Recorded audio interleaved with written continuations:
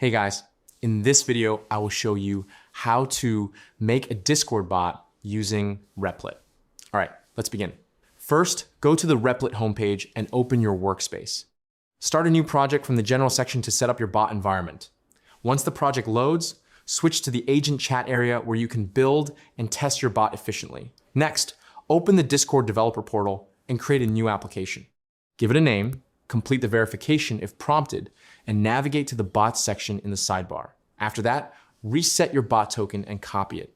Keep this token secure as it works like a password. Return to Replit and paste the token into the required field to complete the connection. If needed, enable message content intent in the bot settings to allow your bot to read messages. Finally, finish the setup and test your bot in a Discord server. If issues appear, wait briefly or check your configuration. So that's basically how you can make a Discord bot using Replit. That's it for this video. Thanks.